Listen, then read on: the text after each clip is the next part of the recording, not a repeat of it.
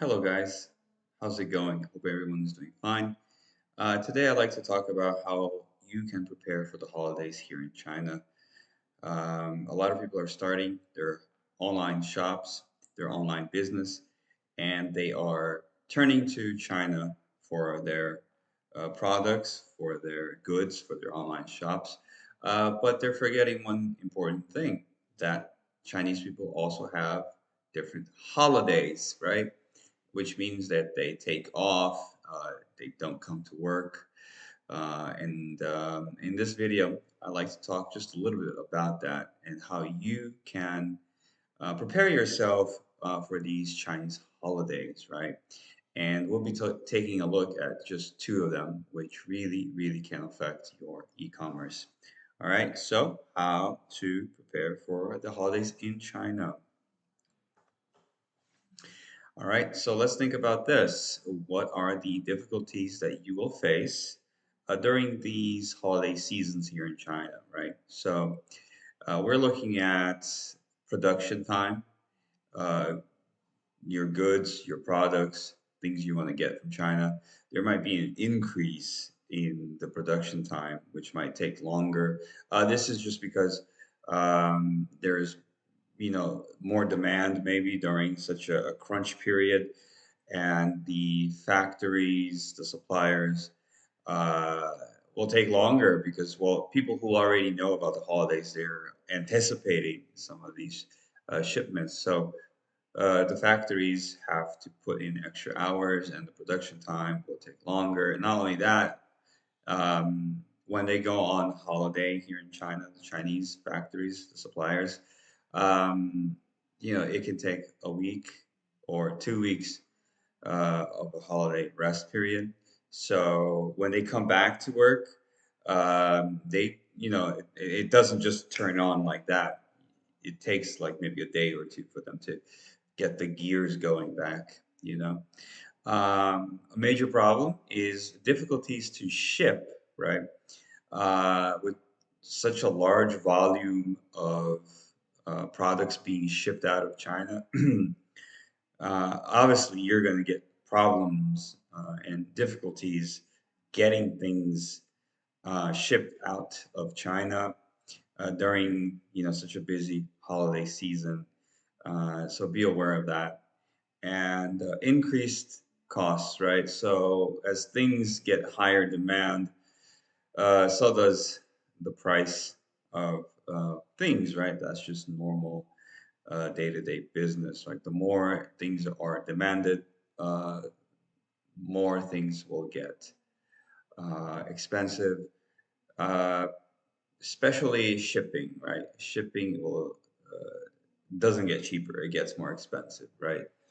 Um, so you really got to keep an eye out for these three things: production time, difficulties to ship, and increased costs, right? So those are some of the difficulties. There will be other difficulties not mentioned here, but you will figure that out on your own. These are the big ones for you that are starting your e-commerce, your drop shipping journey.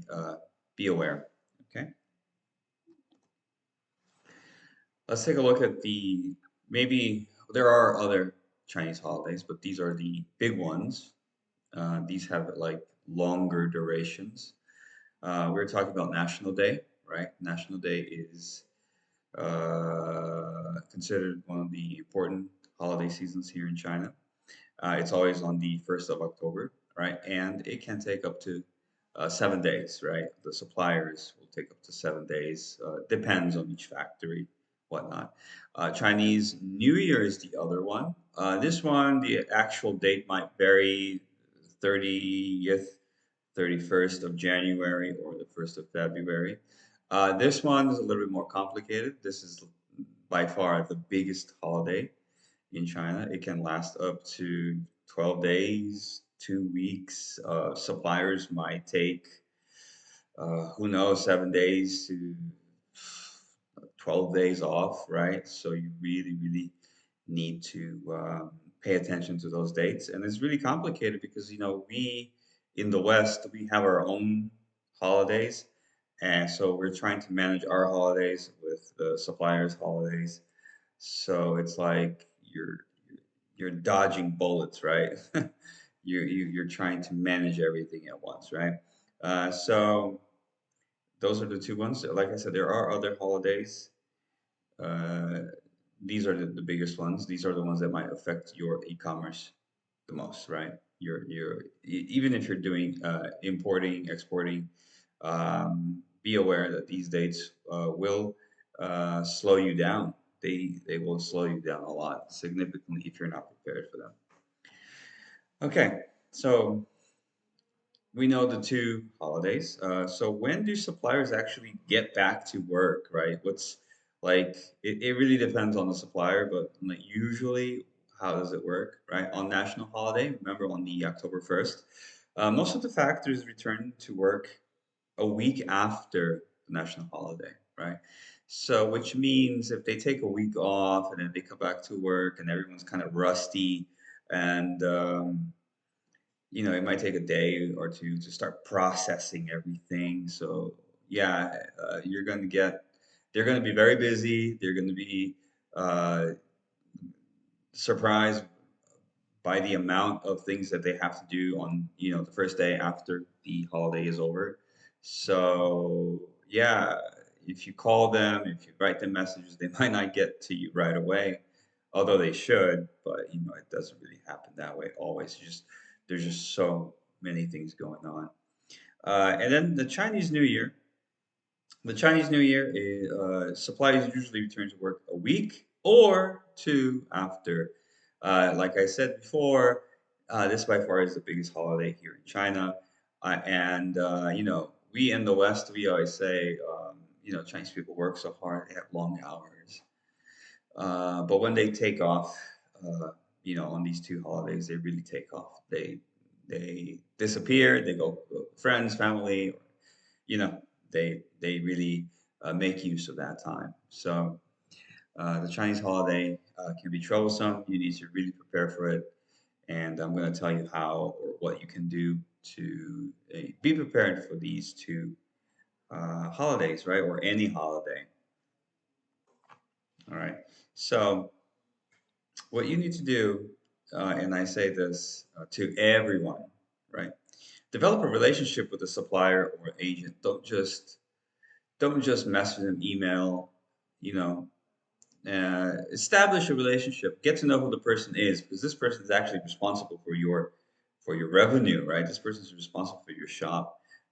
Make sure that you have a good relationship with him, or her, or your supplier. If it's not just one person, they usually have an agent, right? Make sure you know who that person is, because that person is really responsible for things coming in and out of your shop, right? Think about it. So establish that relationship, and I will tell you why in just a second. And then before closing any deals, with a supplier, check stock. Ask them to give you a weekly report if they can. Check stock. Provide your sales history, right? Your store's health history. Basically say, hey, this is what this is what last month was like, and I can expect the same or better. Um, and in China, if they're going into a holiday season, let them know, hey, my store is scaling very well, and I don't want things to get messed up, right? I don't want to lose clients. I don't want to lose customers. So this is the sales history. Can we please let the supplier know, right? Can we let the supplier know? Can we let the factories know that this is what I got and I don't want to lose it, right? So then they can prepare the products for you, right? And this might mean that you might need to move away from the drop shipping model just for a bit, right? If you might have to create like your own little stock of products. You can have a warehouse here in China, and you just load up for that holiday season. Check the supplier stock, like I just said, but have a plan B, right? Maybe you need an alternate supplier, right? And even if you pay a little bit more, but you will get maybe a better quality product, right? And if supplier A is not ready to meet the demands, be sure you know who supplier B is. What's your plan B? Who is the substitute, right? So before closing any deal, check the delivery time, right? And if there has been any change to the shipping methods, right? So what does this basically mean? Talk to your agent, talk to your supplier, confirm with them, what are the shipping times? What can you guys do for me?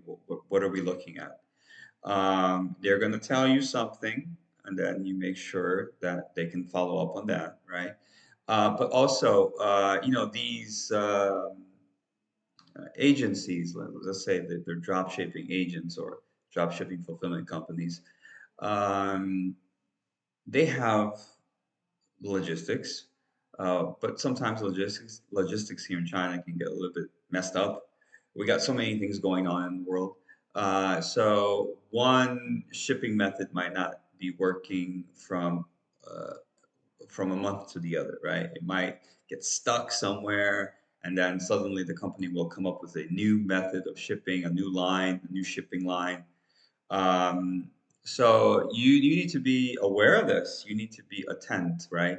Sometimes they just overlook it and they don't tell you, right? So an example of that is ePacket, right? ePacket has been seeing some troubles lately, and for different parts of the world. I'm not saying everywhere, but it might be working fine in some places.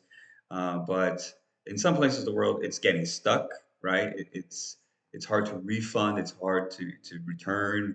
So if the company that you're working with, the supplier, right, is having these troubles, they probably will come up with a new shipping method, and you got to be aware of that, right? Make sure that you know what they are. And very important, not only for your shop, but for your suppliers, before closing any deal, return and refund policies. Make sure you know that, what are they able to do for you in case you need to return. In most cases, I've heard people say that, it's just easier to just buy the product again and send it to your client in case there has been a problem with the product reaching the client in the first place. They would just buy a new product and send. But make sure you know what your supplier is able to do for you. So going back to the developing a relationship with your agent, the during the holidays here in China, there's a huge pressure on suppliers. So it's recommended that you have a good relationship with your agent. This will help you a lot when you order things and when it's time for shipping, right?